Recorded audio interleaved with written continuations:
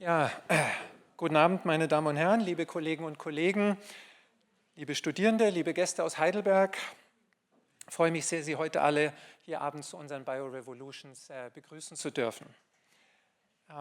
Ob Sie direkt aus dem Labor kommen, aus einem Kurs, aus dem Büro oder einfach, weil Sie der Titel auf dem Plakat neugierig gemacht hat, schön, dass Sie alle heute hier sind. Ich darf Sie also im Namen der Fakultät für Biowissenschaften begrüßen und ich sage als neuer Dekan ganz ehrlich, so eine Eröffnung hier ist eine der Aufgaben, die man mit großer Freude macht. Kein Sitzungsprotokoll, keine Haushaltszahlen, hoffentlich einfach nur tolle wissenschaftliche Vorträge und ein Publikum, was wirklich heute hier sein will. Für mich sind es schon mal 2 Revolutionen in einem. Warum machen wir denn BioRevolutions überhaupt? Ich denke, die Biologie ändert sich im Augenblick rasant. Das sehen wir ja schon jetzt die letzten 10, 20 Jahre. Und da tun sich Dinge manchmal schneller, als wir selber als Wissenschaftler hinterherkommen. Neue Methoden, neue Fragen, neue Herangehensweisen, daraus neue ethische Debatten und das wirklich fast im Monatstakt. Und wir sind der Überzeugung, dass wir als Heidelbergerinnen und Heidelberger in einer Stadt, die die Lebenswissenschaften seit mehr als einem Jahrhundert prägt, dass Sie und wir gemeinschaftlich einen Platz in der ersten Reihe dieser Diskussion verdient haben. Und zwar einen Platz im direkten Gespräch mit den Wissenschaftlern, in der direkten Auseinandersetzung mit denen, die diese Revolutionen vorantreiben.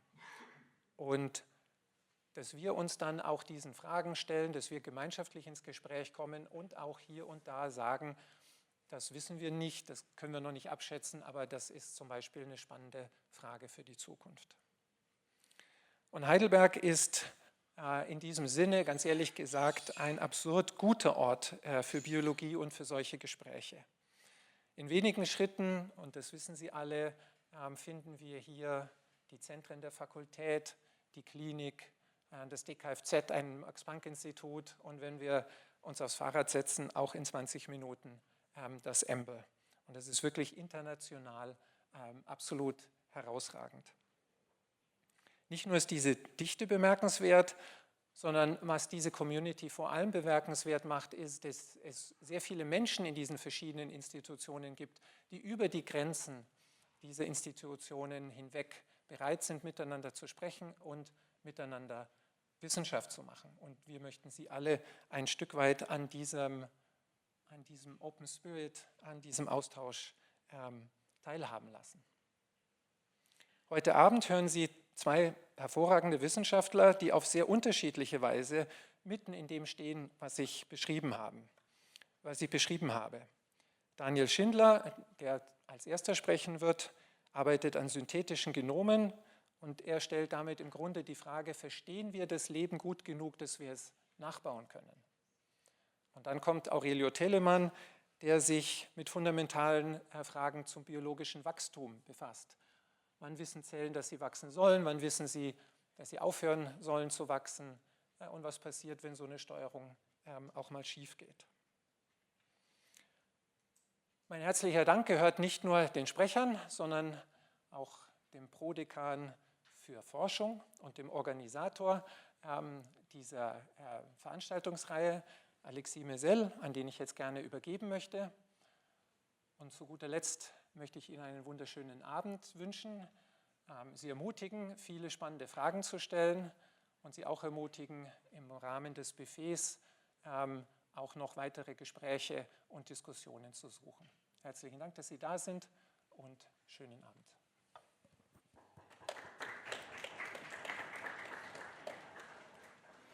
Thank you very much, Jan. So, switching to English to be as welcoming as possible here. So, good evening, everyone. It's my great pleasure to host you for this 5th edition of BioRevolution. Jan already mentioned most of my talking points. This is fantastic. Thank you, Jan. You know the speakers. You know what it is all about. Maybe just one word. What's the spirit of this presentation series? The idea or the subtitle is New ID, New Faces, New Concepts. And what we would like to hear is to offer a platform for newly recruited scientists, professors, group leaders in our faculty, either primary affiliated or co-opted in our faculty, to be able to expose to the largest possible audience what they do and how exciting that is. I'm very, very happy to see so many students in the audience, and I think this is very, very well geared toward you as an audience. So it's the opportunity for you to see, especially after the talks, through the questions, to ask questions about not only the science, but also the people behind the science and what has motivated them to embark on this path. Another point I want to make is that, yes, I want to disclose that we had a slight change in the program. As you have noticed, Rüdiger Rudolph, who was originally scheduled, had an unexpected incident that prevented to be here today, so we will be here for the 6th edition. But extremely luckily, Aurelio Teleman from the KFZ, and recently appointed in our faculty, jumped in on the last minute. So herzlich danke to dir, Aurelio. Right, so let me introduce maybe now the first speaker, who would be Daniel Schindler. He's professor for synthetic microbiology and synthetic genomics at the Center for Molecular Biology at Heidelberg University, ZMBA.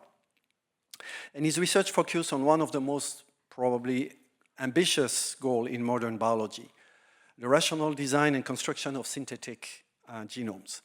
And his group develops technologies to engineer chromosomes and microbial systems in order to better understand the fundamental principle of life and create new biological function for biotechnology and biomanufacturing.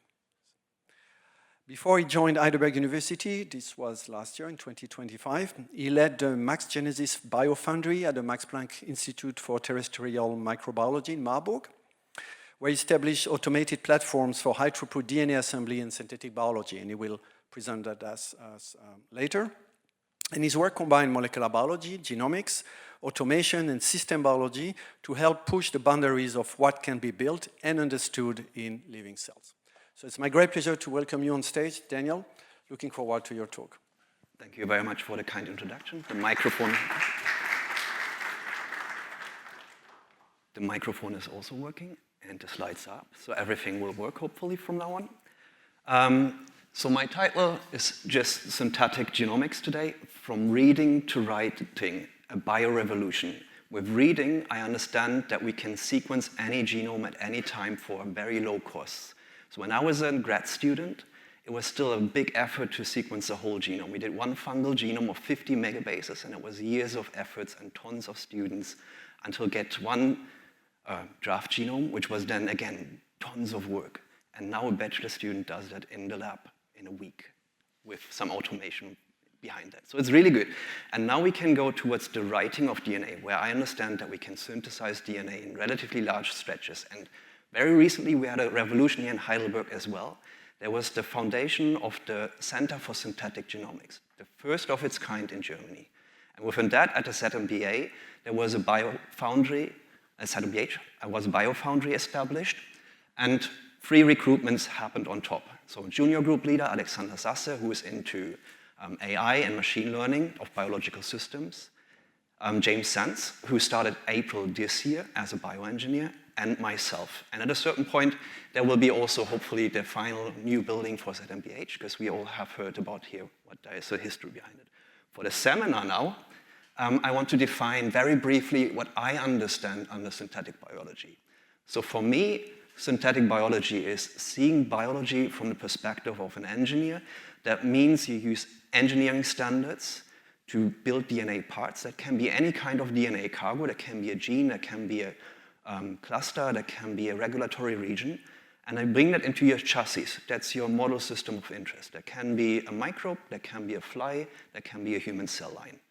And you use this, what you do there, in terms of being able to build things very easily with building parts, so that you can rapidly progress. And how that works, we will see later in that part. And the goal is to understand biology, but also to go towards applied research. And synthetic genomics now is an emergent field, which I see as a subgroup of synthetic biology where you aim to build large stretches of DNA, ideally whole chromosomes and genomes, to understand fundamental biology of chromosomes. And the core elements of both is DNA synthesis, so the writing of DNA, also the standardized DNA assembly and automation-compatible processes. But before that, I also want to show my group. That's still an old picture from the Max Planck Institute before. We are very international, and it's also a very diverse background, because I always like to highlight that. That's the defense of my first PhD student. That's the person standing next to me. And we always have been a bit like yin and yang. So if you look closely, and we have not talked about that before that day, I have a brown jacket, he has brown pants. He has a black shirt, I have a black pant, and even the shoes have the different opposite colors. So that's kind of an environment where I think life is really cool, and you make things which are different than normal, because you have kind of discussion baseline, where you can do things which are different. And what we're actually doing sounds on the first scale very normal. We build something on a computer, a DNA sequence, we synthesize it, we build something in vitro and bring that into a cell and characterize it there. There can be a single gene, there can be a pathway, there can be a whole synthetic genome. And how that looks then in the reality is this design, build, test, learn cycle we have adapted from synthetic biology. And everyone says synthetic biology is an emergent field. I would disagree, because that term is used since more than 25 years by now. And if you look into like a timeline, you could even say like in the 70s, they've already started to they've produced all these enabling technologies everyone now uses in the lab, like simple DNA synthesis, which was there before Sanger sequencing, molecular toning tools, and genomics technologies. All that happened at a phase which we could say that's enabling science. And now we go towards the module areas where we have broken that into smaller parts, towards systems biology. And now we can say, like, maybe here we come to organismal biology, where we put it all again into context. And if you look here on this timeline, which is now slightly different, 1970, the first gene was synthesized, was a tRNA gene in the Corana group. That was a lot of lives of PhD students and postdocs. That was nothing like today, where you just go on the Twist website and you order it and done. Then 77, Sanger sequencing was developed. Then 2002, the first viral genome, relatively small, but completely synthesized. Then we went on to the 454 sequencing, which enabled us to really start all these reading processes towards the first synthetic microbe in 2008. The funny thing is, that was where I got kicked as a bachelor student at that time. But this one was only synthesizing a genome. They have never managed to transplant it. And only 2 years later, when they made a different genome, they realized there was a point mutation in one single gene, in DNA A, which is a major factor for DNA replication. And that's why this was never alive. But later on, they managed to create a synthetic cell driven by a genome. And we also have to point out that that was all done by the Craig Venter Institute, and Craig Venter sadly passed away a couple of weeks ago. But then this one kind of took off towards making the first eukaryotic genome, where I was fortunate to join the lab of Patrick Hai later on in my postdoc, where I synthesized one of those chromosomes, one which has no natural template. And that's kind of like the process which is driving us to go bigger and bigger. So there's the study where they synthesized the minimal genome, which I also find really interesting, a paper to read, because in this institute they created 2 teams fighting against each other to design one microbial genome on the computer and bring it to life, and they both failed. In the end, they only managed to get that by a reductive way, to take out pieces of DNA and figuring out that that is like the minimum set. And then it's slowly also moving to plants, and in the near future, just, yeah, I don't know, the future knows. That's very interesting. So, but now coming to the parts of what we do in the lab. So we do on this scale genomics. And what we do is we take a type 2S restriction enzyme approach, which is relatively simple. You have an enzyme which cuts a specific site, or recognizes a specific site, but cuts a non-determined sequence to the right.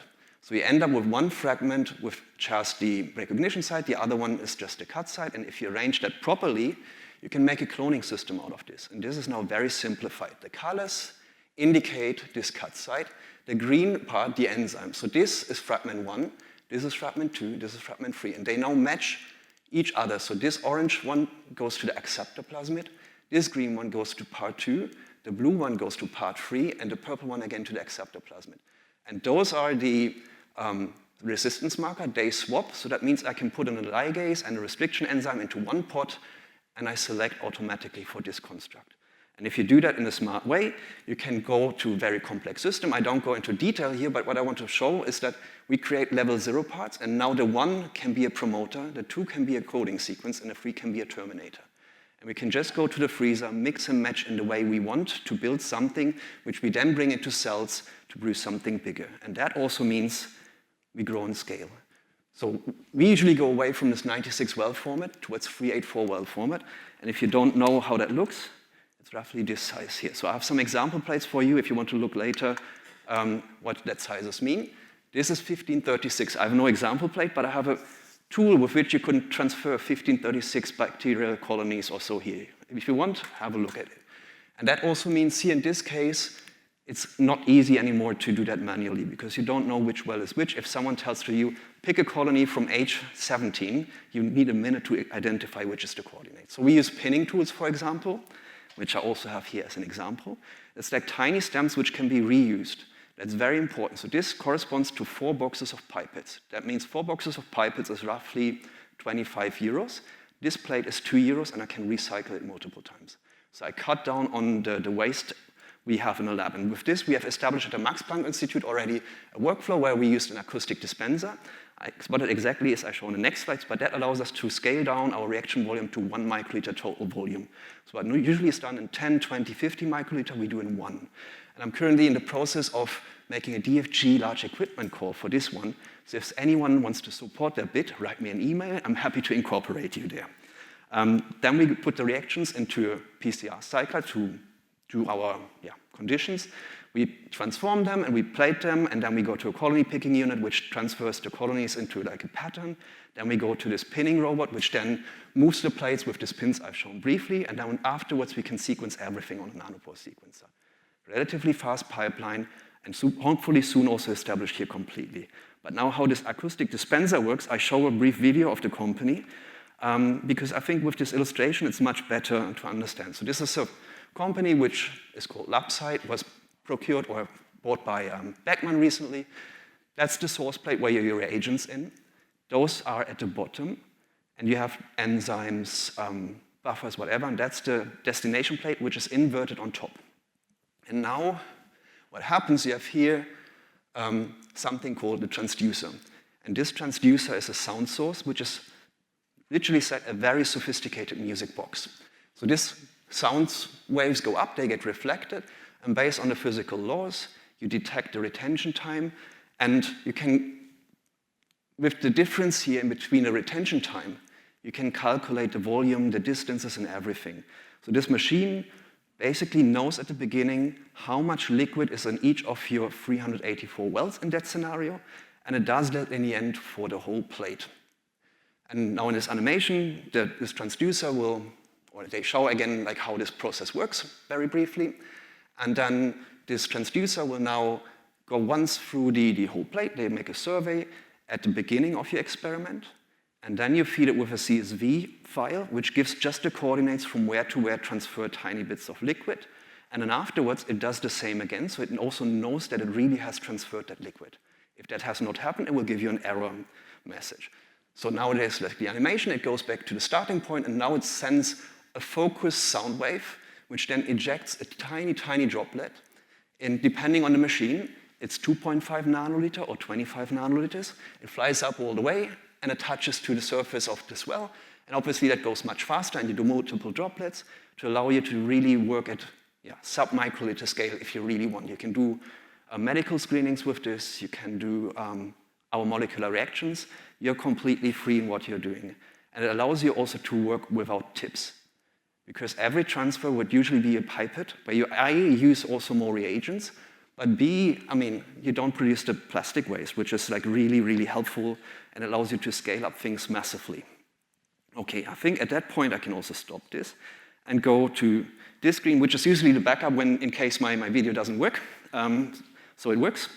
We have done now the reaction, we put it into the PCR cycler, and then we do the transformation. And because when you do 384 transformations, you don't want to have the double amount of Petri dishes. And we started to do that with multi-channel pipettes on big plates that we set droplets and tilt the plate so that the droplets run down. And we have now 12 transformations next to each other. But also at that scale, it's not good enough. So we went to using one of those plates to put 96 transformations on that. If you see, it's relatively hard now to see, but if I put now the matching grid on top of it, you will see that each of those boxes is one well of a PCR plate, basically, where we use a robot, this stamping one, to transfer droplets. So it goes once to the source plate, then it goes to a plate where it should be, and makes like 7 transfers, then it goes back. It goes a slightly more to this side, and then does again 7 spots. So in this way, you get a dilution series from the left to the right, and in most of the cases, you can really see that on the picture. And then you can tell the robot afterwards, pick from each of these 96 sectors for candidates. That works then with the colony picking robot. It goes to a plate, it detects the surface, transfers it, puts a dot here, and then the filament is cut off to actually have the tip again. And then you come to this plate. And with this one, you can work again in a standardized pinning format, where we have this pinning robot now working. It takes a plate up, the lids are taken off in the machine, it takes a bit of the colonies, it transfers it now to the destination plate where you can do any type of assay. There can be a screening for on which carbon compounds do my organisms grow. It can be a resistant mechanism. It can be any type of screen in really, really high throughput. We even managed to get up to 6,144 cells or strains on one plate in extreme high density pinning. And to also show you how that in reality looks like. So this is now an experiment we have done as a proof of concept in the Max Planck Institute with Helge Bode in collaboration. So we have 7 different 384 well plates. Each of them has obviously 384 candidates. Each of them, again, potentially producing one novel natural product under 8 different growth conditions. So one condition where they all should grow, one condition where there's a bit of induction, higher induction, additional compounds, and then we check just for which condition does kill the host. So then we know we have an active compound in that cells.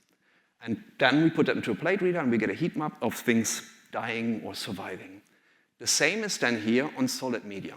That one, a lot of people most likely know how that works, but this one might be a bit different because that's a plate where that's the same, just on solid media. And then we make like tiny patches of 9 transfers of each culture and have then a plate where everything grows. This is always indication of where's the control.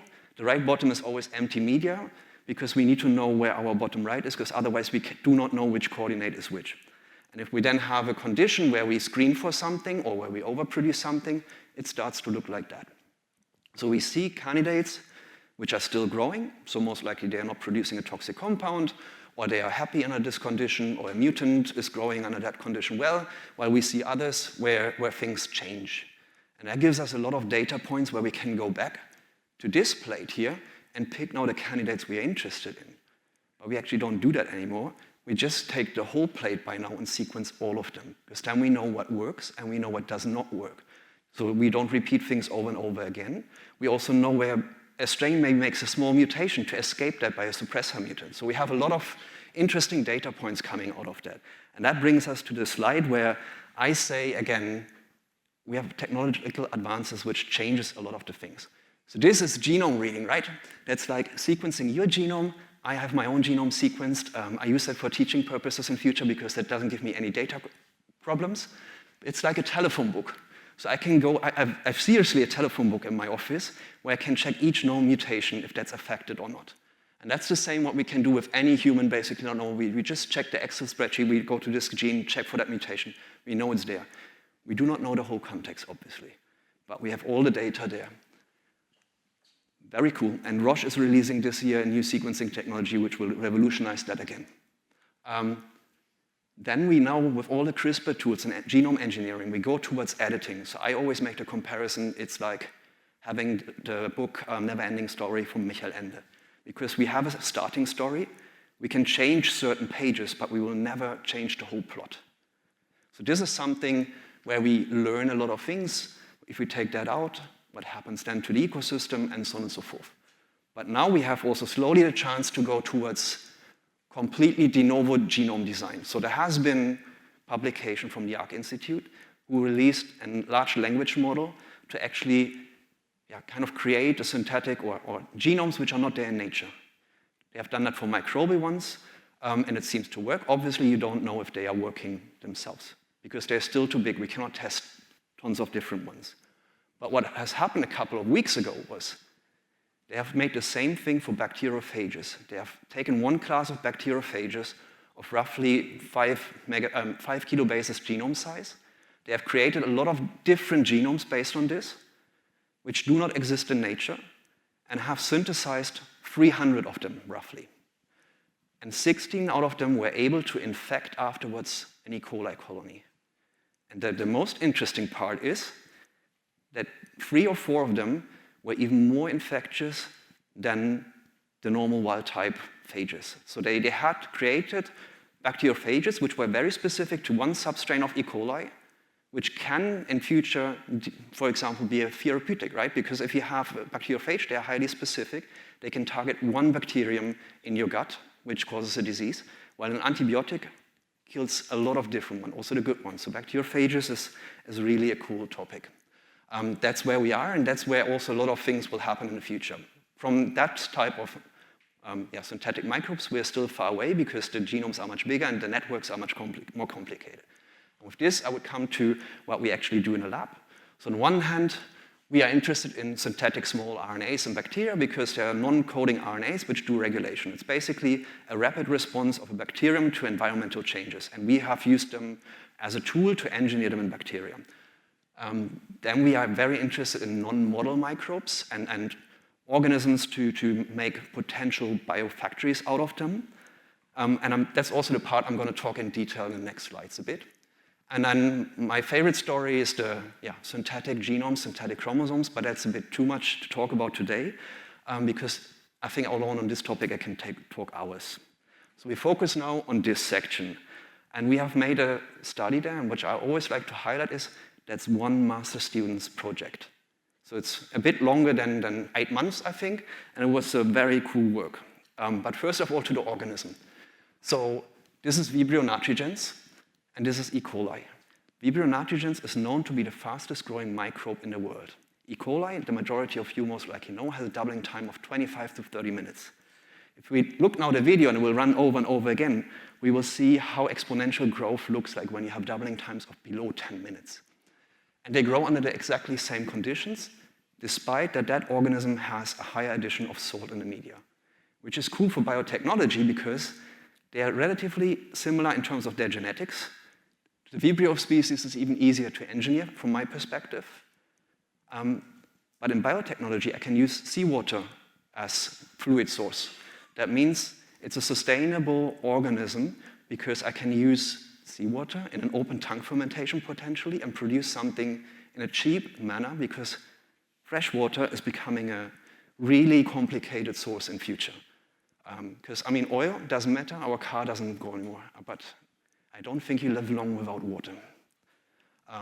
This organism has 2 chromosomes, and always people were interested or saying like maybe it has 2 chromosomes and that's the reason why it grows so fast. And for biotechnological purposes, we thought we can fuse the 2 chromosomes and eliminate this origin of replication and this differentiation site, or concatenation resolution site, and bring later in, based on this origin of replication, a second chromosome to use it for synthetic genomics approaches. So we did it in the first step that we put the homologous region here towards the origin and used the CRISPR cut to create a single chromosome strain which has certain areas deleted. So now the chromosome size is from 3.2 and 1.9 up to 5.2 megabases, and it has a single origin of replication where DNA replication is initiated and then it runs down. And the cell always needs to replicate once the genome copy before it can divide. This is like E. coli, it can make multiple rounds of initiation. And we always expected, because we extend now the chromosome by a certain length, that also the growth will slow down. So let's see what happens. But first of all, the confirmation that we run the gel. So this is basically a chromosome extraction gel where we run the whole chromosome. So here's the small one, there's the larger one of the wild type, and here you see the fused one. And again, here this corresponds to the respective sizes. And now in this long read sequencing plot, we also show that basically this area here in blue, when we sequence it, gets a continuous read. The same for the purple one. And if we map the same data of this strain to the original one, we see that we have here a small deletion, and we see also that this area is completely deleted, so it's not there anymore. And already in these experiments, we realized that the growth has not changed much. So it's like 5% slower, but the data is not significant. That was very exciting for us, because we were not expecting it. In comparison, you see E. coli is much slower in that plot. And also, if you look now at the growth curves, you see that the lag phase and the maximum density is relatively similar. So it's cool for application in biotech. And at that point, I really love to highlight for the students, that's a 4-hour timeline of a whole experiment. Sorry, try that with a plant. So microbial systems are really, really cool to work with. We can go like really high in numbers. We tested the strain also for different concentrations of antibiotics, that the stress tolerance is still there. We checked under the microscope that the cells are still looking the same. We did that over a large number of cells. It's like slightly wider and slightly longer. But in the end, that looks all super cool. We can use that strain for our purposes. One now could argue that maybe there's another origin of replication which has appeared, that it can still replicate so fast. So we did something called replication pattern analysis. That looks like this. Complicated plot, but relatively simple if I explain it. So we have one sample of this wild-type strain where we have a stationary phase culture. So if we sequence that, we get everywhere roughly the same copy number of reads. And then we have one culture where it's under the fastest growing conditions. That means the origin close alleles have a higher copy number. And that's kind of what is shown here. So here is the origin of replication, where the peak is. We can see down the slope, and we can see that for the first chromosome, and we can see that for the second chromosome. To this red line, I come in a few slides later again. And in our synthetic strain, it now looks like this. So it's like one origin of replication because we have only one peak, and we see the slope going down. At the same time, what we see is also that the ratio goes higher. And that was something we unfortunately could not write into the paper because that shows that there is an additional round of initiation compared to the wild type. That means this cell has at the same time 32 origins of replication in a single cell. That's something you cannot count with a microscope anymore with some dots also. That's why we couldn't verify that. And unfortunately, flow cytometry determination works not here. But now I come back to that sequence. That's really interesting because it's like a sequence which is highly conserved in all Vibrio species. And that one, when it's that replicated, initiation of DNA replication happens here at the second part. So it's a highly controllable system how you orchestrate the DNA replication of your 2 chromosomes in a cell. And if we now move that around, we can move up the copy number, or we can also move it down. In our synthetic strain, now we don't have a chromosome anymore. So that is useless, one would say. But I told you before that we can also now bring in back a new synthetic chromosome. And it's actually a PhD student currently working on that project, which is now funded by the BMBF because we have certain interest in a part of application. And the good thing is we have now all the endogenous machinery in this organism. So we know that it will be segregated and kept like the normal wild-type chromosome.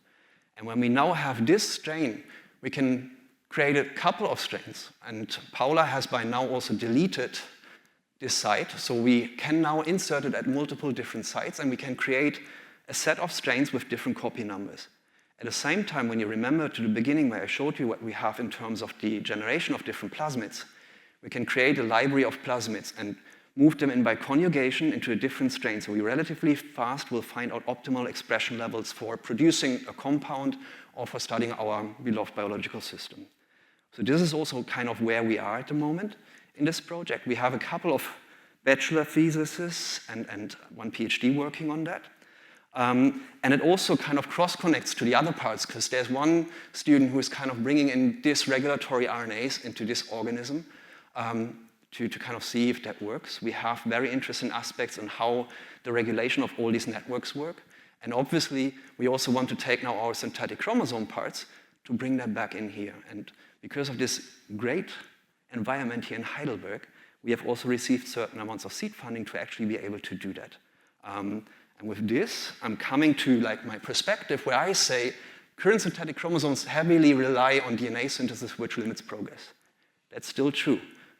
A whole synthetic genome is relatively expensive, but there are more and more products coming and prices getting competitive that now 1.5 megabases can cost you only $20,000. That comes into like a reachable level where you can do experiments respectively, to really bring that up. And what we are going to do is that we combine it also for creative writing with our modular systems to put that into cell biology to understand everything. And we want to bring that into teaching, and that's not just said here, that's actually really happening, because we will bring lab automation to Heidelberg as a teaching laboratory. We have had the fortunate call that the Fonds of the Chemical Industry was providing up to 100,000 euros, and the company Opentrons made us a really good quote, reducing equipment for $240,000 or $50,000 down to just 80,000. So we can buy a couple of these liquid handling machines, and it's also supported here from the faculty and a couple of people. So that was kind of got by Alexander Sasse, Konrad Herbst, and Rüdiger, and as the dean was submitting that grant. Thank you again very much. And obviously, yeah, the student council was also heavily involved. I really would like to say thank you for that. I really like to bring that up to life. Obviously, that will take now a bit more time to procure everything and set up everything, but that's kind of where we are. A lot of thank yous to the team, which is, as I said before, very international. Thank you for giving me a home in Heidelberg, and also the people really like it here. If you want to hear a bit more about the synthetic genomes part, Maria is giving a seminar in the ZAPS on Thursday. So if you would like to have a look into that part of the research, feel free to join there. And I'm happy to take questions afterwards at the round table, right? Thank you.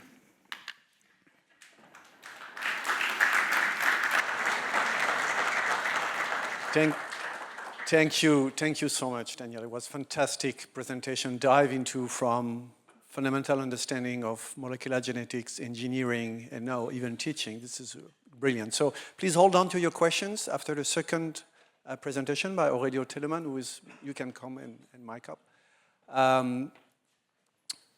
We will have a cross-discussion with the two speakers and you as an audience. So our second speaker is Aurelio. Let me help you.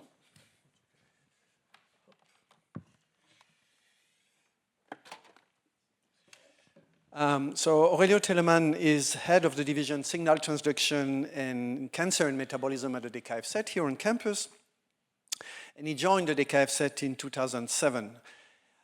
He has been a full professor at the medical faculty here in Heidelberg since 2016, and it's only very recently, in 2024, that he was co-opted in the Faculty of Bioscience.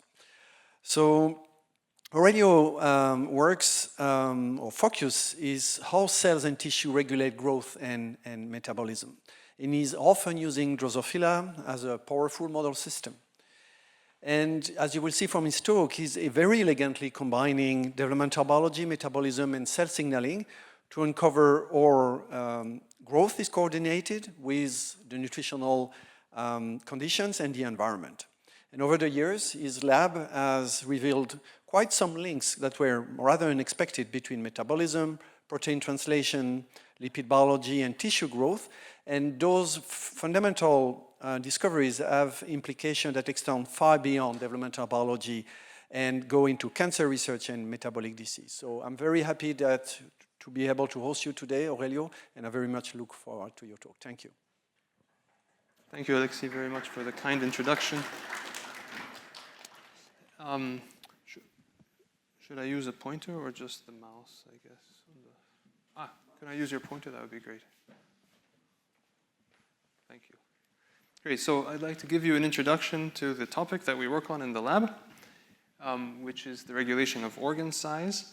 And I think it's worth pointing out that this question is at the interface between two realms of biology: fundamental, basic biology, so understanding how organisms grow and develop, and on the other hand, cancer biology. So what I'll tell you about today is right at the intersection of the two. So the question that we look at is illustrated here, which is how is organ size controlled? And what you can see is that there are a range of animals here that all have the same patterning. They all have 4 limbs, 2 ears, 2 eyes. So the systems that set up the pattern of the organism is essentially identical between all of them, but the size varies greatly. And we understand quite a lot about how pattern is set up in developmental biology, but we actually don't understand at all what is controlling the size.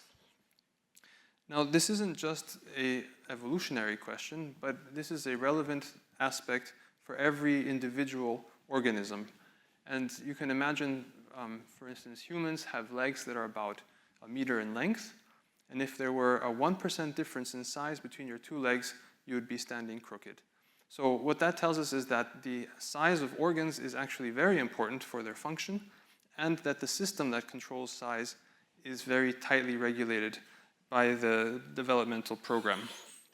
Now, although, of course, humans are interesting, we can't do easily experiments with humans, so the model system that we work on is Drosophila, which has a fantastic genetic toolkit so that we can make lots of quick experiments and mutations and see what happens. And just like humans, flies have multiple appendages, and in particular, we focus on the wing. Now, flies beat their wings at 200 hertz, which means 200 times per second. And so you can imagine that if one of the two wings were a little bit larger than the other, the fly would immediately swear off course. And this reminds me of a cartoon from my childhood, which is shown here from the far side, where you have two Vikings looking out to sea, and one of them says to the other, "I've got it too, Omar, a strange feeling like we've been going around in circles," right? So the same is true for every organism, that the various organs and body parts need to be properly proportioned. So that's the basic biology aspect. What about the cancer relevance? If you look at a growing animal, what this means is that all of the organs in the animal are increasing in size over time, and the cells in the tissue are growing and proliferating. And at some point, animals actually stop growing. And so this is part of the magic that we're looking at to understand how the final size of an animal is controlled. And then there's a period of maintenance, meaning that most of the tissues become non-proliferative. There are some stem cells, obviously, that help maintain tissues as they turn over, but the majority of the cells are non-proliferative. And what happens when a tumor forms is that somehow the cells that are in a tissue lose this understanding that they should not be proliferating, and they also don't abide by the final size of the organ. They start overgrowing, forming the tumor. So we think that if we understand something about the mechanism that stops growth, we'll also understand something about how this mechanism breaks down when tumors form. Now, one thing to point out is that this is a question that cannot be addressed in tissue culture, because what it means is that every cell in an organ has to decide whether to grow or not based on the size of the organ. And if you don't have an organ, if you only have cells in a petri dish, for instance, you can't study this question. So this question needs to be studied in an organismal context, which I think is important to point out nowadays, in particular also in Germany, where there's a strong trend to go away from animal experimentation, but there are some questions that just cannot be answered outside of the organismal context. And for this reason, we use Drosophila as an animal. And I'd like to introduce the species to you a little bit and how the system works so that you can then understand the rest of the talk. So the male and female flies mate and lay an embryo or an egg, which then goes through extensive morphological changes. In the first 24 hours, the single cell of the egg develops into an entire organism, which is the larva, that will then hatch and move and grow, and it has all the body parts of an animal. So this is an interesting part of development because it's a closed system. There's no net growth at all, but only differentiation and morphogenesis. Then the next 3 stages of development are the main growth phase of the animal, where the larva essentially eats and accumulates mass. And when the animal is large enough, then it goes through metamorphosis, which again is a closed system. It forms a hard pupal case. On the inside, again, a lot of morphological changes happen. The larval tissues die. The adult tissues then form, and after some time, the adult hatches. So what that means is that if we're interested in understanding growth, we need to look at these stages here. Now, inside the larva are the tissues that will give rise to the adult. And these are called imaginal discs, and they have essentially no function in the larva. They will simply become the adult tissues during metamorphosis. So if we want to understand how the size of the wing is determined, we need to look at the wing disc, which is the tissue that will then, during metamorphosis, give rise to the wing. So I'll be showing you lots of pictures of wing discs. Here it is. It's specified at the beginning of development as a group of roughly 30 cells. At the end of larval development, it comprises roughly 50,000 cells, so it has increased in size 1,000-fold. Now keep in mind that the two wings of a fly are equal in size to less than 1%. And that means that after the cells have divided many, many, many times, if they were to divide just once more, then it would double the number of cells. That would be a 100% imprecision. And instead, the precision is to within 1%. So that means that these cells will divide many times and then precisely stop in their growth. Now, we know that information controlling size comes from two different realms. There is intrinsic information coming from within the tissue itself and extrinsic information coming from the outside. The extrinsic information has been studied, or the mechanisms controlling extrinsic size control have been studied and are relatively well understood. These are mainly governed by hormones, and I'm illustrating this here with an example of how nutrients affect growth of an animal.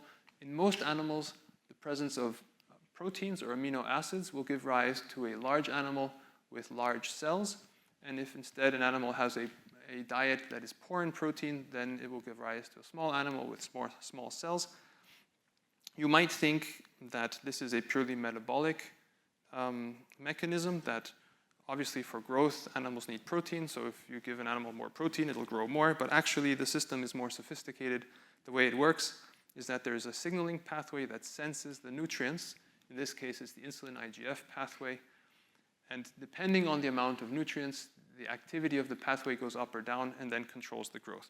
And this is interesting because it means that there can be an uncoupling between the nutrient status of the animal and the perceived nutrient status of the animal. In other words, it's possible that if the insulin pathway activity is low, the animal thinks that there aren't enough nutrients and will grow small. As is shown here, these are two flies that grew with exactly the same nutrient conditions, but this animal thinks that nutrients are low and therefore grow smaller. And likewise, the other way around, if the pathway is hyperactivated, the tissue believes it needs to grow more, even though that might not be the case, as is the case for cancer.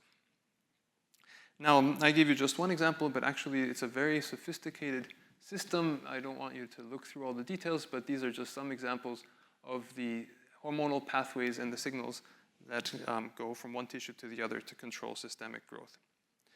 Now, when we then switch to the intrinsic information, what we know is that essentially every organ has a different size. So this means that an arm needs to be the size of an arm and the leg needs to be the size of a leg. So somehow every organ has intrinsically some knowledge about its size. And this was illustrated here by an experiment in the 1920s performed with salamander. And what you can see here are two different species of salamander that grow either larger or smaller. And what happened was that the scientists grafted limbs from the small salamander onto the big one, or from the big one onto the small one. And you can see here, this is a limb from a small salamander grafted on a large one, and it doesn't grow very much. It grows roughly the same size as it would in the small salamander. And this is the reverse experiment, grafting a limb from a large salamander onto a small one, and you can see that it grew much larger. So that tells us that each individual organ knows somehow what size to become. So that's now the question: how does this work? And I like to usually make an analogy, which is to say, imagine that all of you were cells in an organ. And each of you needs to decide whether to proliferate or to double or not. But that decision is based on the overall size of the audience. And so the question is, how can you set up a system so that each of you knows, should I grow and proliferate or not, based on how many people we are here in the room, right? So that's actually not a trivial problem. And I often like to ask the audience for suggestions how you would do that if you would actually literally want to decide that now.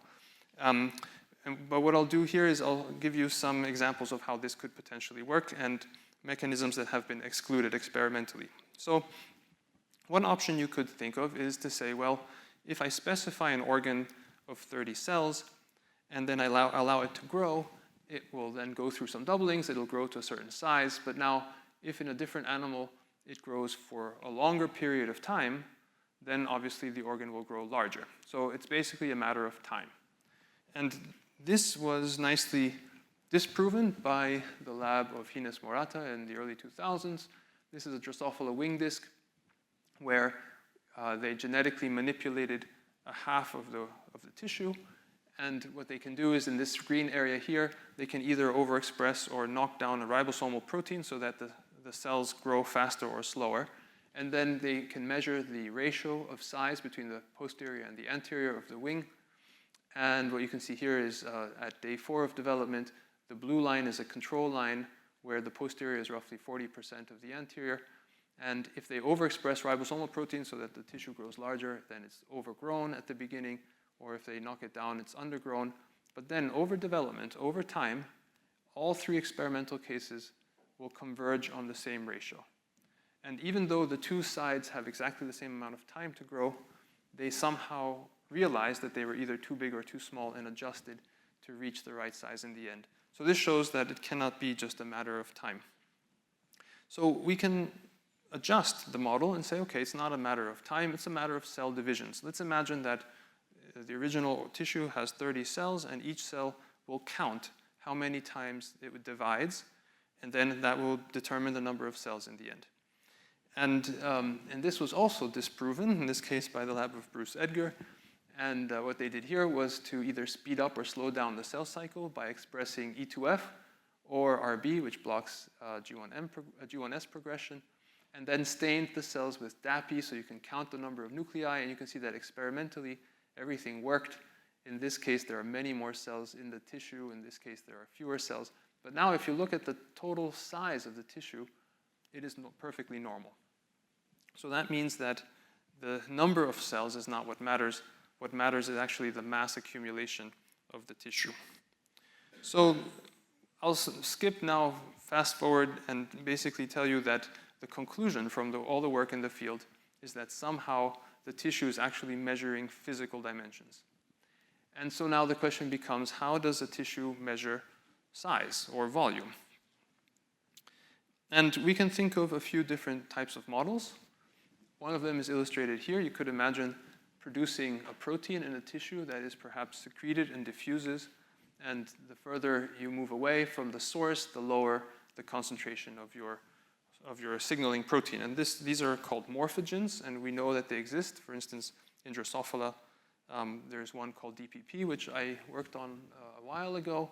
And you can see that here, this is produced in the source, secreted extracellularly, forms a gradient. And then cells actually know where they are along this gradient, depending on the concentration of the DPP signal. And so this can work as a molecular yardstick. And you could imagine that based on this, cells can stop growing or proliferating when they are far enough from the source. Alternatively, you could imagine that, so what I gave you there was like a molecular rule stick, but you can also imagine dilution models where signals get secreted and then diffused throughout the tissue. And that can either be from a source, for instance, in the middle, or like a circumferential source. And then what happens is that as the tissue scales, something interesting happens because the size of the source, in this case, will scale proportionally to the radius of this tissue. In this case, if it's a diameter, then it's 2r. Or if it's the circumference, it's 2 pi r. So that's a linear scaling with the size of the tissue. Whereas the area into which this molecule is diffusing will go with the square, so pi r squared. And so that means that over time, the concentration of this molecule is going to decrease. And you could imagine a model that at a certain point, it'll become so diffuse and so low in concentration that the tissue knows that it needs to stop growing. So these are the types of models that we're working on at the moment. And now the question is, how do we bring this to the molecular level? And the standard approach that is being used in labs everywhere to discover biology and to dissect it molecularly is the genetics approach. So basically, we mutate a gene and we look at what happens, right? And here's an example. Let's imagine that instead of a cell, we look at a different type of machine, which is a car. So it's a instead of being a molecular machine, it's a metallic machine, but we do the same experiment. We knock out a gene, we get rid of the headlights, and then we see what happens. And based on the loss of function phenotype, we conclude what the purpose of that piece is in our organism. And so you can repeat this for the wheel, you can repeat it for the window, and in each case you get a different outcome, and that tells you something about what that part is capable of doing. And this has been done extensively now for tissue growth. And for instance, this is an example of a screen that was done where they mutagenized the discs and they looked for growth phenotypes, and this is a very famous mutation called the Hippo mutation that gives you a massive overgrowth, and it turns out that this is a major tumor suppressor pathway also in humans. So from this type of work, we now have a parts piece or a parts list, a long list of genes that have the capacity to affect growth. These are, for instance, signaling pathways, cell cycle regulators, housekeeping genes, because obviously if you knock out a housekeeping gene, the tissue can't grow, it'll give you a small tissue. But now the question is, which one of these parts or pieces is the one that's actually regulated and controls size? And we can make an analogy again to the car and say, well, for instance, we know that, so there are a bunch of things that control the capacity of a car to move forward. So if we imagine a tissue that's growing and then stopping, it's kind of like a car that's moving forward and then stopping at the right destination. And we know that it requires the wheels, the accelerator pedal, the gasoline, the brakes, the spark plugs, and the pistons, and so on and so forth. Now, it doesn't mean that all of these are actually controlling when the car will stop. And if you think that the wheels control when the car stops, you think something like this might happen as you're driving along the highway. Yeah, sure, this would definitely stop the car. But that's not normally what happens when you get to work and you want to get out of the car and stop the car, right? So the question becomes, when the car reaches its final destination, which of these pieces changes? Does the wheel fall off? Does the gasoline finish? Or does the accelerator pedal get released? So in order to look at this, what we need to do is look at the tissue at the moment that it stops growing and ask the question, what is changing? Which of these parts is actually changing in activity? So to do that, we use Drosophila, and the question is, well, when does growth finish? And as I mentioned, most of the growth happens during the larval stages, and it basically terminates briefly after the end of the third larval instar. So what we want to do is look at wing discs at this time point here. Now the problem is that the animal is going through metamorphosis. It forms a hard shell. It's hard to look inside. So we set up a system where we prevent metamorphosis so that this animal can continue eating and feeding for weeks, and we can now look at the organs inside and look at them and see when they stop growing. And this process of metamorphosis is controlled by a hormone called ecdysone, which oscillates, and every time it goes up, it induces a molt, so a transformation from one phase to the next of the animal, and there's a large peak at the end of the third larval instar that then induces metamorphosis. So we genetically abolished that last peak, and this enables the animals to bypass metamorphosis, but they continue eating for multiple days. This is a pupation curve of wild-type animals that by 200 hours after egg laying, they will start pupating. The mutants don't, and in fact, usually, even though they are larvae only for about 4 or 5 days, these mutants can be larvae for easily 2 weeks. And so this gives the tissues inside the animal plenty of time to grow, and now we can ask the question, what is changing when they stop growing? And here's what it looks like. This is a wing disc where we are marking proliferative cells by incorporation of EDU into the DNA. So this is a marker for S phase. And you can see that at 48 hours after we induce this manipulation, the discs are proliferating. By 96 hours, they stop. And they stop at roughly the correct size. And now we can check what is going on. What are the signaling pathways that are changing? So for instance, before I mentioned the DPP pathway, which forms this extracellular gradient, and where you could imagine that cells can use it to measure their distance from the source.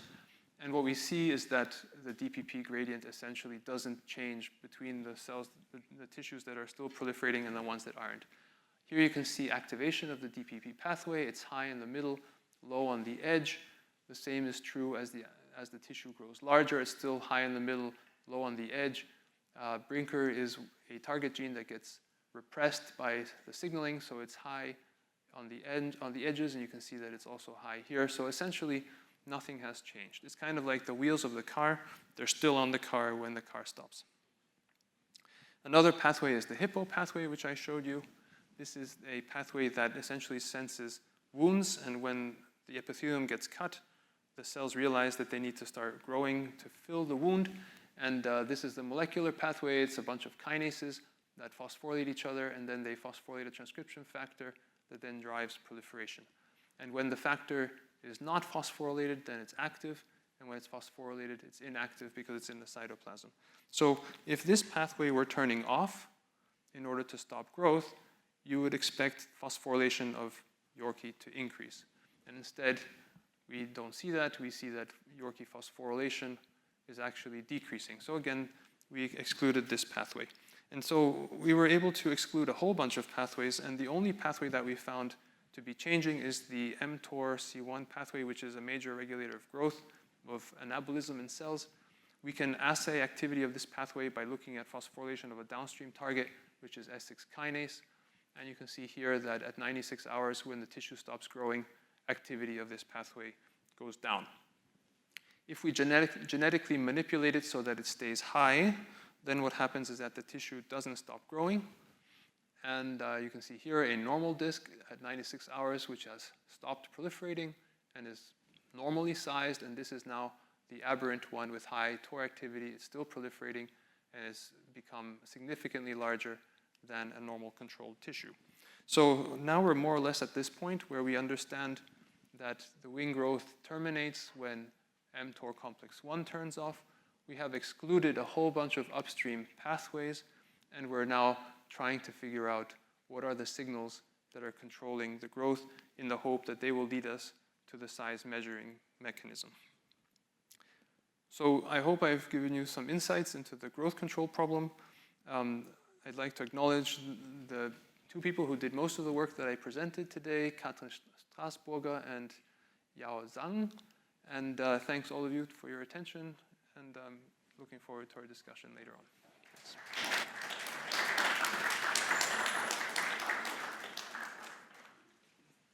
Thanks a lot, Aurelio. It was fantastic. So now it's time for you, the audience, to ask questions to both Daniel and Aurelio. So in order to do that, and so that we can hear you, I have this wonderful contraption here that if you have attended before, you know it works. So we're going to test both your intellect and metric capacities. So any question? Yes. All right, so that's far. We do it stepwise, okay? you.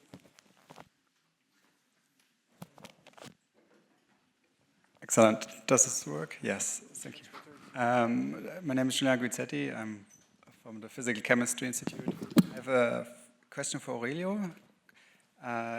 You pointed out that cell number kind of doesn't matter in a sense that you can, I guess there's some limit to how much cells you can still put in. But can you just talk to the relation between cell size and cell number and how much cell size itself contributes to growth, or if cell number is still dominant, at least for the, I mean, you have a compression part, but also for the, when you extend. Sure. So does this microphone work? I'll use this one. Okay. So should we move here? Yes. Okay.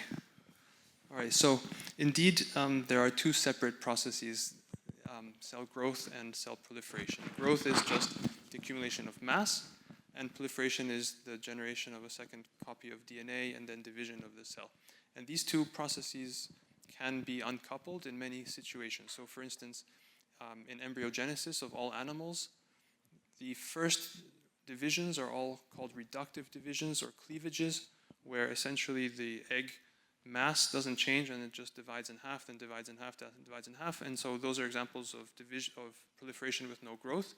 But there are other examples of situations where cells grow without dividing.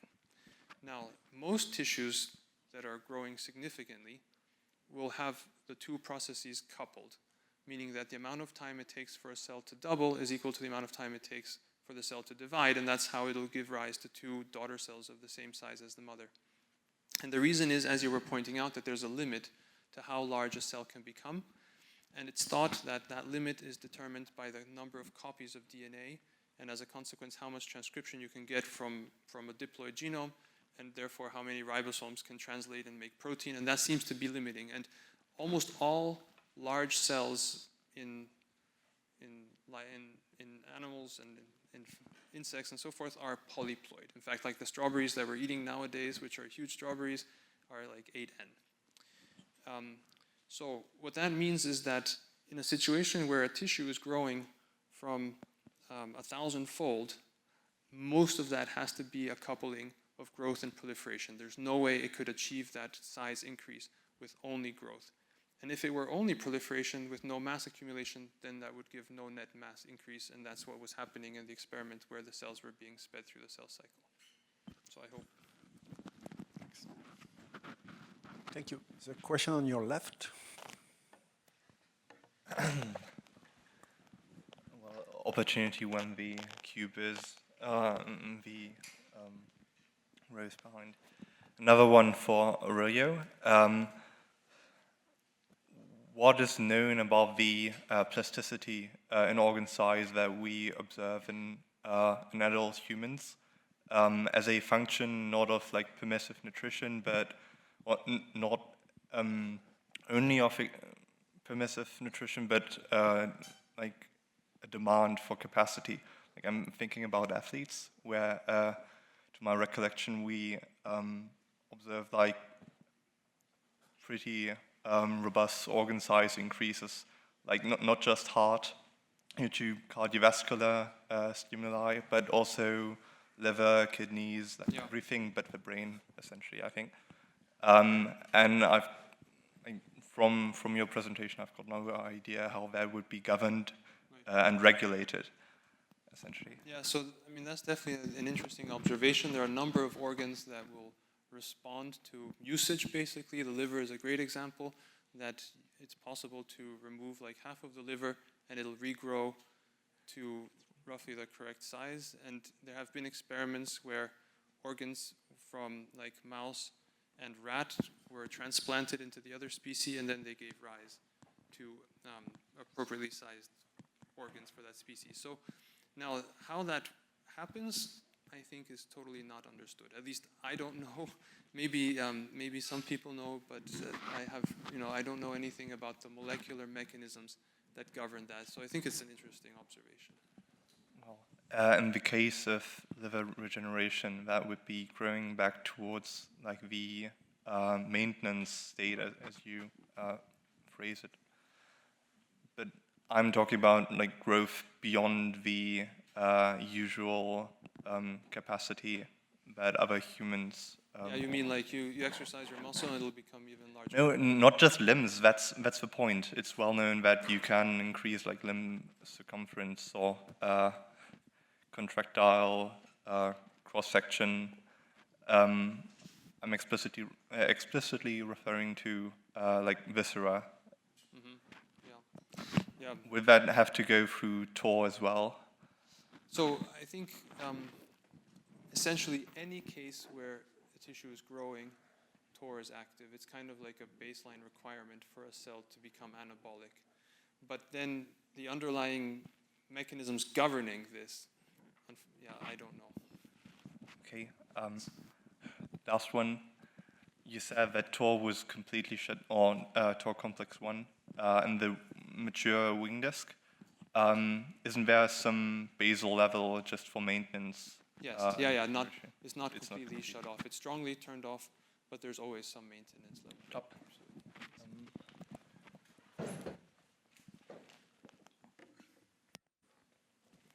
Hi, I have a question for Professor Schindler. I wanted to ask what, in your opinion, do synthetic chromosomes enable us to do that just modifying wild-type chromosomes that we cannot achieve by modifying wild-type chromosomes? So when you do like a synthetic chromosome or a larger stretch, it is in fact most of the time replacing a stretch in a wild-type chromosome, right? And if you do like small mutations with the standard tools, like site-directed mutagenesis, you're very limited on small stretches. While with the new technologies, you can swap in and out 50 kilobases or more, and you can design them in the way you want. So it means you can go completely away from a template. That would change your ability to change the sequence, right? Because you don't have to do like your first step, second step, and so on and so forth. So you can just directly plan it how you want to do it. And obviously, you go towards comparative analysis. You would also make variants of it. Some way you know it works, some way you know it will not work, and then your hypothesis testing system. I hope that answers the question. Kinda, yeah. I was more pointing in the direction of the large language models you were talking about. Okay, the large language models, I mean, this is something where it just starts. That was now one system where they have done it the first time. That's why it's also in the end published in Nature, that they have shown they can do that. They can train a large language model on a big set of data and then ask the model for something and put something out. But this is purely information, because this is now not tested. If you want to do something in towards like the microbial biology space, then it will take many, many years, because it's still a large effort and a high investment cost to make a microbial genome. Because in theory, what you would like to do is you would tell your whatever language model, please design me a microbe which I can easily cultivate in a fermenter, grows on sustainable carbon sources, ideally fixes CO2 for sugar production, and then produces me a high-value compound at titers I would wish for to become rich in the end. Obviously, that will not work in that way, because there's a lot of knowledge missing. And the other study where I showed the preprint, there's like the first step where they designed bacteriophages, and that's actually something which would really help. In the terms of antibiotic resistance, that's here now in that room, maybe we underestimate that risk, because there's more and more bacteria becoming resistant to everything. And if you're then in a hospital and you have one of those bugs, then even when you're kind of healthy, you might not make it. And then you need new medicines. And one of the medicines could be not a new antibiotic, but something making the organism again sensitive to something which is there, or using a biological weapon to eliminate that specific bug. Because the advantage is when you use a bacteriophage, they're quite often even only restricted to a subset of this bacterial species. So you only eliminate the one which is harmful. While when you take an antibiotic, you put a big burden on the whole system, because you get also rid of all the good parts of your microbiome. And I guess it's now established that we all know that the microbiome is one of the most important parts of our bodies. It's like, I would maybe say, even as good as your lung, because when you have no microbes, you don't make it long. Thank you. There was a question here on your left.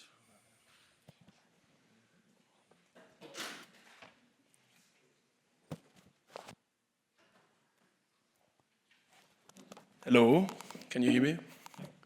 Perfect. I had a question for the first presentation about this lipid dispensation system with the 2.5 nanoliters. Yeah, it's a liquid, yeah, liquid dispensing. Liquid dispensation. What physical forces drove this drop in the air, and how did it stay there, and how accurate can you be in this volume range? So the machine is set, so what drives the force is sound. Let's say like ultrasound, which is shearing it. That's a really focused sound beam. I don't know which exactly part of it, but it's purely sound which makes that droplet move. And then sticking to the top is adhesive forces.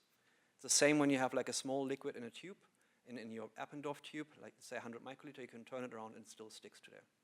So this is kind of like the very basic parts behind it. The exact ones, I guess the company will be able to tell you if they are willing to. But I can also tell you that this music box, I play that a bit down. So that machine depends on which kind of level you buy, is expensive, roughly $500,000-ish or so.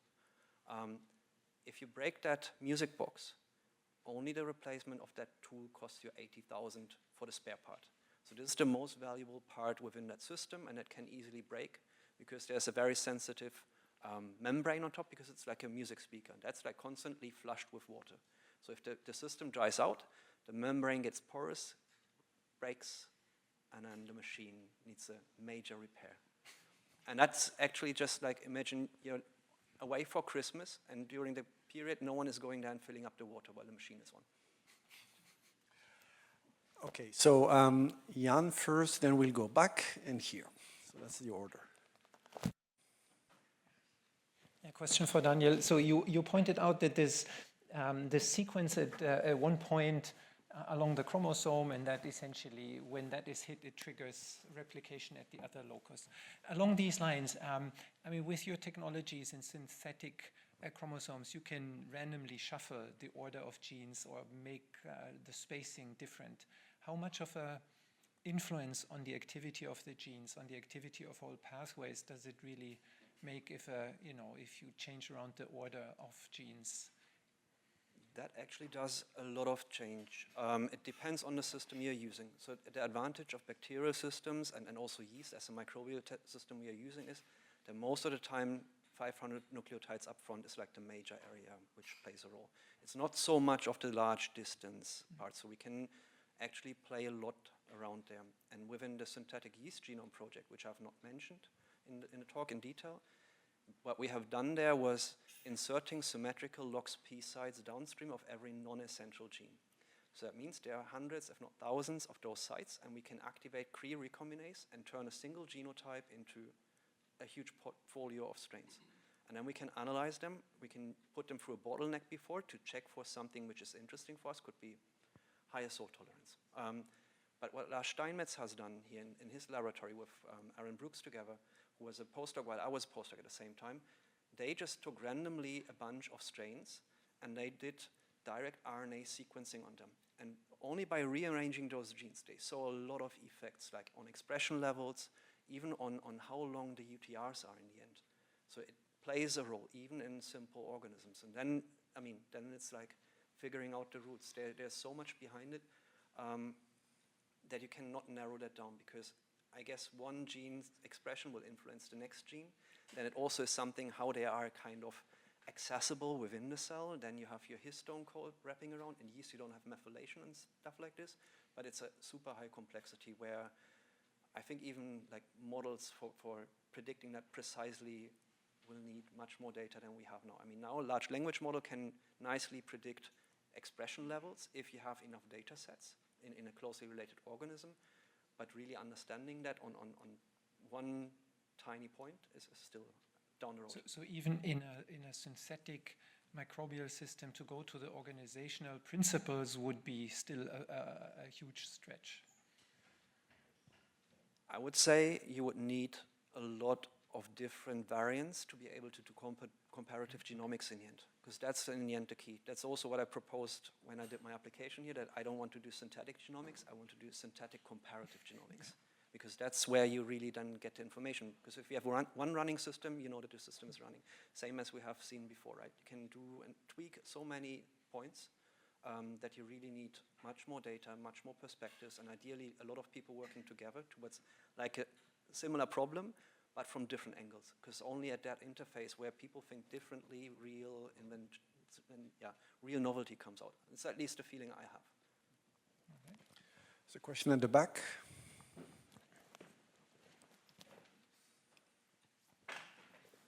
My question's for Daniel. It's not really about biology, but like I'm sure people would have. Okay.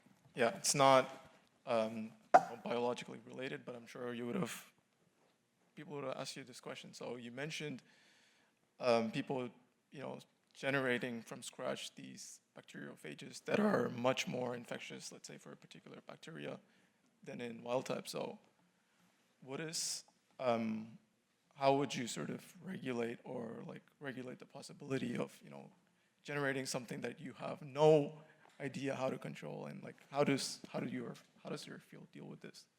I have a short question first. Is that also recorded and online on YouTube?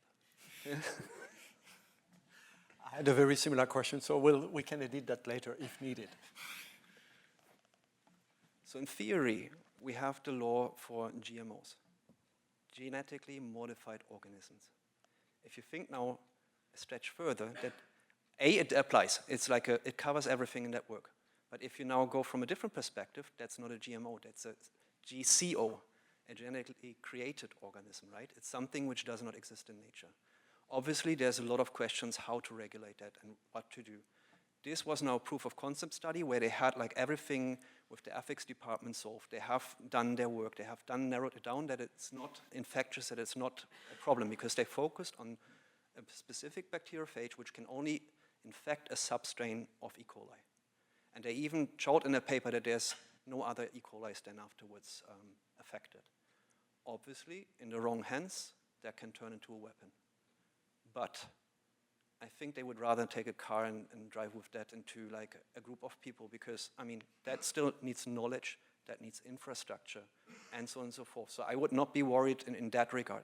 Where I would be worried is kind of like if people would do something else, like the Chinese researcher who did this editing without sticking to regulations, right? When people do something which is obviously regulated and you shouldn't do it, then it's an individuum who does something wrong, and that affects all us researchers. Also, if you're not within that field of research. And that's why I think communication and also open and transparency is one of the most important parts. And also then communication with the broader public. Like, I like to give talks with students or also in other departments where I talk with people who have no clue about that research and in terms of the basics, right? I've last week given a seminar in the ethics or in the philosophy department here, and that's really interesting to discuss those questions. Yeah, so it's not just about regulation. I was just wondering, like something like gain-of-function research in viruses. So just what, like the possibility of, you know, just coming across or generating something you have no idea how it would. I mean, generally, gain-of-function research is not allowed, right? It can always happen that you do something, that you overexpress something, and you would identify in this area that there's something happening. We have also the classification of S1, S2, S3, and S4, right? And that changes massively of how you would work in that environment, and it's very strictly regulated, and it's also very clearly discussed. So if there would be some type of research where a student all of a sudden, I mean, we have an S1 laboratory, so it says it's not dangerous, that's S1. If we would see something which would be concerning, then that would be like direct communication, and we would figure out what would apply here. But I mean, in our lab, it's not the case. Thanks. The microphone has to go to the front, here, front row. On slightly on your left. Missed. Then it will be for you, Matthias. And then there was a question. This is more of a general question. Could any of this research be applied in, let's just say, understanding the genetics of marine microbes and then seeing how we can improve, let's just say, marine aquarium filtration systems? I mean, this organism is a Vibrio species, so it's relatively easy to engineer because it's naturally competent. We most likely can use the same system in other Vibrio species. A lot of them are classified as S2 though. So there's Vibrio cholera and so on and so forth. So that depends, I mean, one would have to look into that, but in general, Vibrio we could engineer in the wider sense.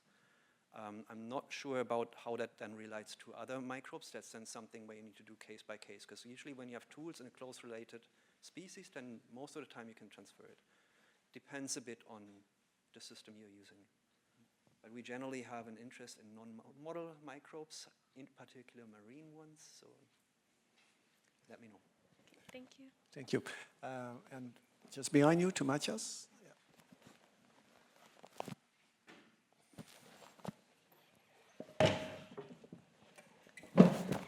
I have a question specifically for Daniel. You know, you showed this plot where you sequence the DNA and measure the amount of DNA in a fast-growing organism. And it, obviously, the further away from the origin, the lower the DNA content was. But there were some spots actually where that stick out of this. And so do you know why there are some places where you have more DNA than where it should be from the location? not more DNA, it's just a locus which appears multiple times in a similar way, and we have not cleared it out. And then this algorithm just maps 50% there, 50% there, and then you get like some artifacts in there. That's just like... So this is repetitive sequences. Is this rDNA yes. locus? Yeah, rRNA, yeah. So this is why you get these things that's just like, background. Okay, thanks. Seem to remember there was a question. No, oh, yes, behind you, Matthias. Good catch. It's a question from Daniel as well. I was wondering, you were saying that you could basically engineer biophages that can specifically attack certain bacteria. And I was wondering if you could basically engineer biophages that specifically attack like tumor cells, for example, or endometriosis cells. So bacteriophages only attack bacteria. So that's like bacterial viruses, that's why you differentiate them as bacteriophages, or they just called phages most of the time. So if you would like to do something like that, then you would need to go to mammalian viruses. Then you would take whatever there in the system is up to date. So you would not do that with bacteriophages. What you could do if there's something where you do put something into the bacteria and then the bacteria is taken up by that cell. But that's something which would be very abstract. You would rather take like a virus or your chosen delivery system to whatever you have. You would not take a bacterial virus, I would say. Okay, but technically you could engineer a phage like that is that specific. Yes, you can engineer phages. They can also carry a certain amount of genetic information on top to what they normally have. There are some which are a bit more harder to engineer. Let's say phages which are an RNA genome, they are harder to engineer because the folding and the information is much more easy to destroy when you do an edit rather than a DNA phages. So in classical genetics, phages were used to engineer bacteria by doing something called transduction. Then you have created a phage pool and you have transferred from one bacterium to the other one via phages a piece of DNA which was then integrated into the genome, very simply said. So you could do that with bacteria in theory, or in practically as well. I mean, it was done a long, long time, and still is done. There's a young question again in the front.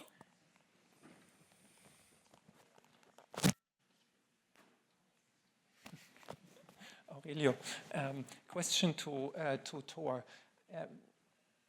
We all know that Tor senses amino acids and stuff like this. Can its activity in animal cells also be controlled via signaling mechanisms? You know, you showed these ecdyson pulses. Would that exert an activity on the kinase via phosphorylation signaling, so not nutrient-dependent inputs? Yes. So Tor does indeed integrate also info from hormones. For instance, insulin activates Tor. And there are the MAP kinase pathway also regulates Tor through the upstream regulators, the TSC complex. So it's not only integrating nutritional information, but also signaling information. So that essentially means nutrient status in a remote part of the animal could be relayed via a hormone in Exactly. Yeah. Okay. Yes, there is a question and a second one.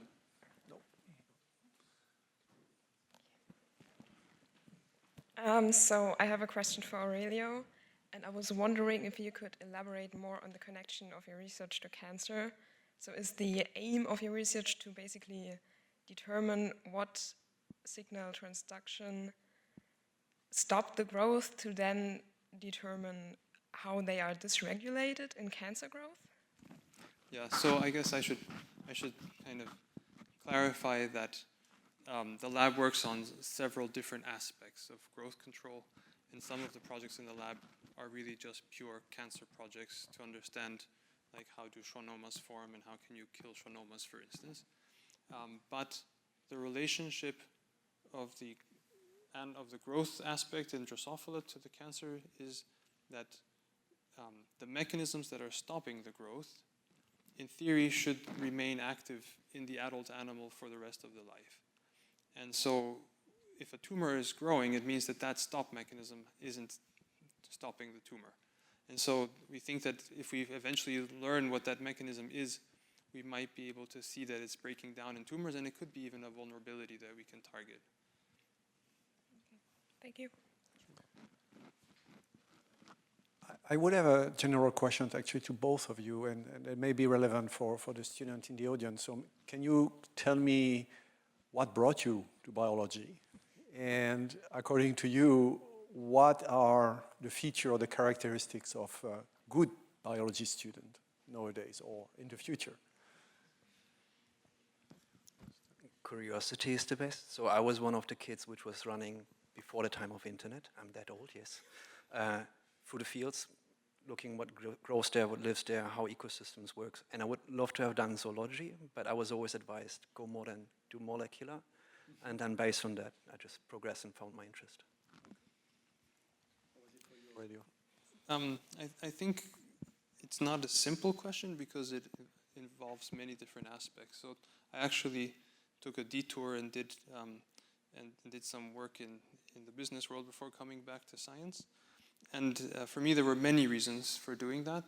One is that I think science really contributes positively to society, and we find solutions to some of the most important questions and challenges that are facing us nowadays, be it health or energy or climate. And so I think one important aspect is the positivity or the positive impact it has on society. Why specifically biology? So I actually started out with math and physics, but I think biology is a newer science in comparison. I have the feeling that in order to get to unanswered questions in physics, you need to go through decades of knowledge. Whereas in biology, I have the feeling that as soon as you start digging anywhere, you immediately hit the end of our knowledge. And so I think that's a very exciting time to be in this field at the moment. Fully agree with that. We're getting close to an end, so there is time or one last opportunity for a very pressing question. It's not the case. Then I would like to thank again Daniel and Aurelio for the two fantastic talks that they gave today. I would like to thank you, the audience, for keeping the discussion alive and your insightful questions, and invite all of you to join us for some drinks and some things to eat outside so you can pursue this discussion among yourselves or with Aurelio and Daniel. Thank you very much. See you next time.